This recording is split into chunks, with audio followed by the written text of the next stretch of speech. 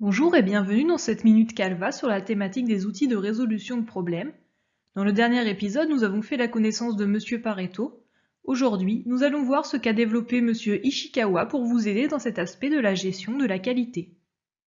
Monsieur Ishikawa, précurseur dans le domaine de la gestion de la qualité, a proposé en 1982 le diagramme d'Ishikawa, aussi connu sous le nom de diagramme cause-effet, en arête de poisson pour sa forme particulière, ou encore méthode des 5 M.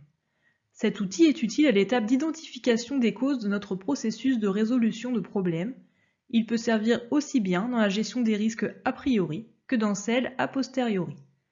C'est un outil très visuel et synthétique, ce qui facilite son déploiement auprès des professionnels peu aguerris à la recherche de causes et qui est aussi facilitant pour ensuite communiquer sur ce qui a été identifié en offrant une vision globale. Il permet de structurer la recherche de causes en les classant par catégorie. Voyons maintenant les étapes. Commencez par tracer votre diagramme. À l'avant, on indique de façon précise l'effet. C'est le problème à traiter. Cela peut être un risque identifié dans votre cartographie si vous travaillez sur la gestion des risques a priori. Cela peut être un événement indésirable si vous préparez une analyse collective, ou tout autre type de problème que vous cherchez à résoudre.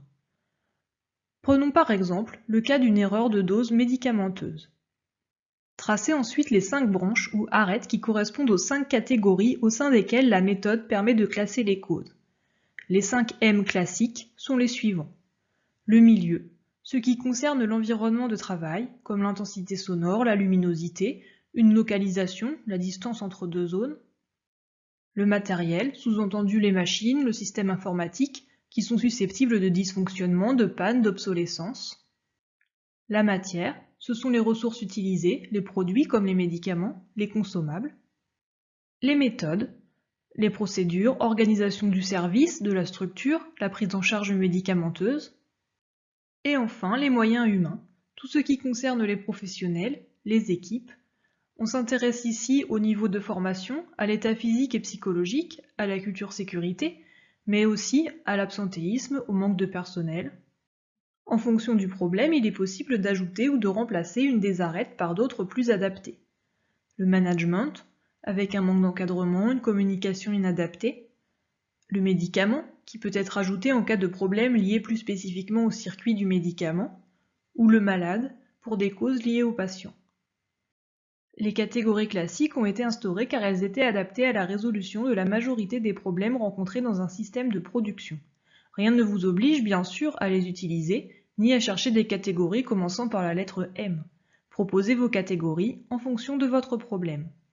Dans le cas d'une analyse systémique, créer une branche pour chacun des 7 facteurs du schéma de Reason serait par exemple le plus pertinent, ce qui revient à utiliser la méthode alarme en tirant profit de l'atout visuel du diagramme d'Ishikawa.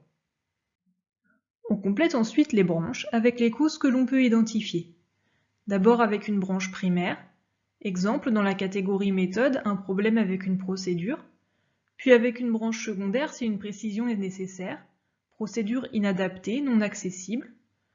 On peut entrer dans le niveau de précision souhaité. Dans la catégorie matière, la seringue avait un problème d'identification, celle-ci était illisible. Il n'est pas obligatoire d'avoir identifié des causes pour chacune des branches. Il est recommandé de compléter ce diagramme d'Ishikawa au cours d'un brainstorming avec un groupe pluridisciplinaire. Ce brainstorming peut ainsi être structuré en travaillant par catégorie. Pensez bien à interroger les professionnels concernés par le problème, ce sont eux qui vous apporteront les réponses et vous verrez que cet outil très visuel et structurant sera vite maîtrisé. Si vous travaillez sur un problème déjà survenu, sélectionnez ensuite quelques causes à approfondir en utilisant par exemple la méthode des 5 pourquoi. Ou si vous travaillez sur une gestion des risques a priori, demandez au groupe d'imaginer les causes potentielles du risque et sélectionnez celles que vous allez traiter pour rendre ce risque acceptable. Maintenant c'est à vous de dessiner et nous vous retrouvons bientôt avec un nouvel outil.